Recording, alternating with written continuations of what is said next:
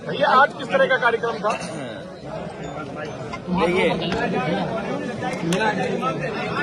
आज मुझे अपने पार्टी के बहुत वरिष्ठ और कई जिम्मेदार कार्यकर्ताओं के घर परिवार में जाने का मौका मिला, जहां एक तरफ हमारे चेयरमैन रहे, उनके परिवार में शादी थी, वहीं हमारे बहुत सारे जिम्मेदार कार्यकर्ता, मान लीजिए अनिल आर्य जो हमारे बैठे, उनके परिवार के सदस्य बैठे हैं, चलो चुप रहो, उनके घर में दुखद बात हुई, उनके दुख में शामिल होने आया हूं। हमारी पार्टी से लड़े चेयरमैन, उनके परिवार के बीच में ही जाने का मुझे मौका मिला। इसी तरह हमारी पार्टी के बहुत जिम्मेदार नेता जो सभासद भी रहे, पार्टी के संगठन में भी रहे, कुरैशी, सत्तार कुरैशी, उनके घर भी जाऊंगा मैं।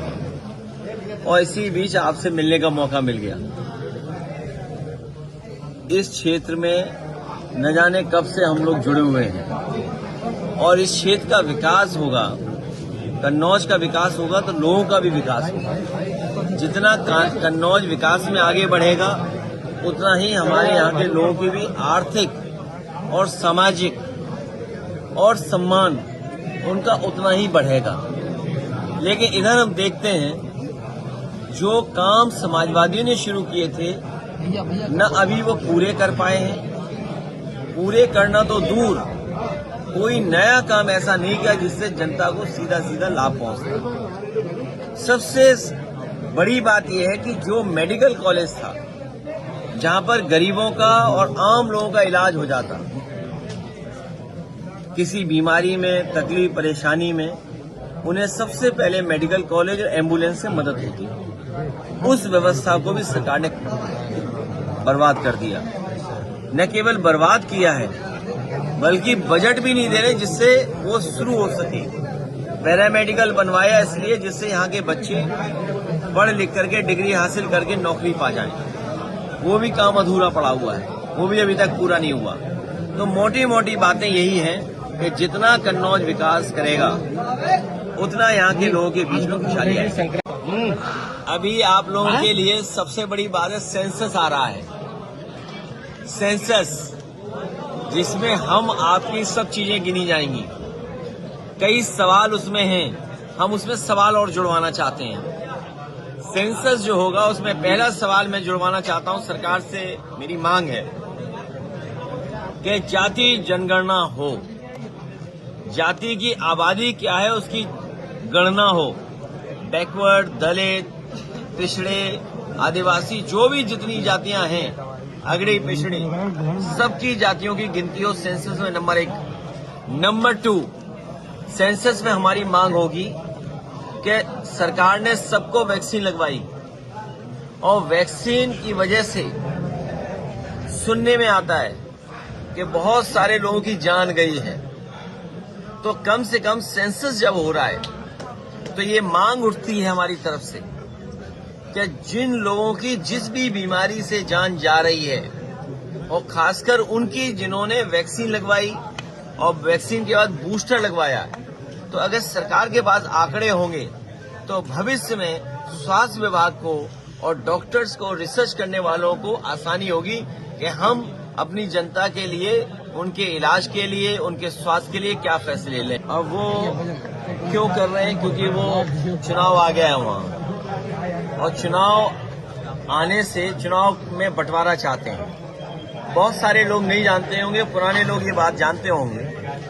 आसाम और नॉर्थ ईस्ट के इलाके को डॉक्टर राम मनोहर लोहिया और समाजवादी नेता चाहते थे कि वो क्षेत्र हमसे जुड़ाव महसूस करे।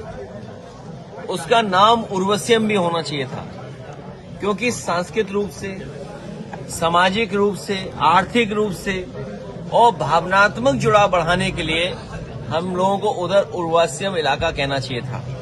और वहाँ के अभी जिनको सम्मान मिला है, बहुत बड़े गायक, उन्होंने कभी गाना गाया था, गंगा माँ बहती क्यों हो। आप हम लोग जानते हैं गंगा कितनी साफ हुई है।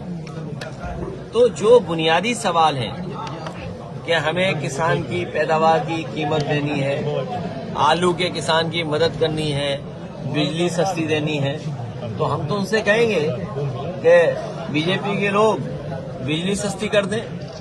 झगड़ा लगाने से अच्छा है बिजली सस्ती कर दें। 27 में क्या ओवैसी को गठबंधन में लेंगे आप?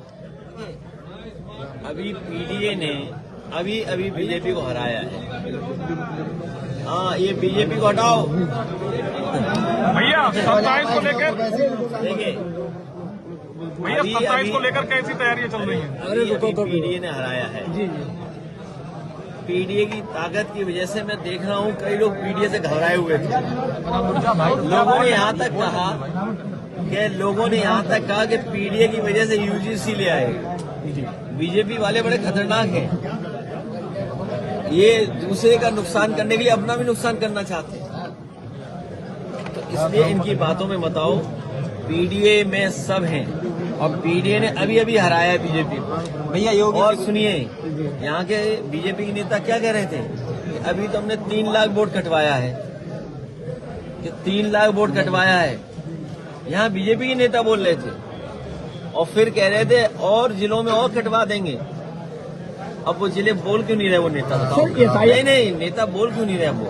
सर, एसआईआर से किसे फायदा हुआ, आपको हुआ कि बीजेपी को? नहीं, हमारे कार्यकर्ता मेहनत कर रहे हैं और मैं अपने कार्यकर्ताओं को और मेहनत करना, नहीं तो ये बीजेपी के लोग अधिकारियों से मिलकर, चुनाव आयोग से मिलकर के आपके हमारे वोट कटवा देंगे। अगर आपके हमारे वोट कट गए, क्योंकि वोट कटवाना चाहते हैं नहीं, ये हमारा पत्रकार साथी सही अच्छे सवाल पूछ रहा है।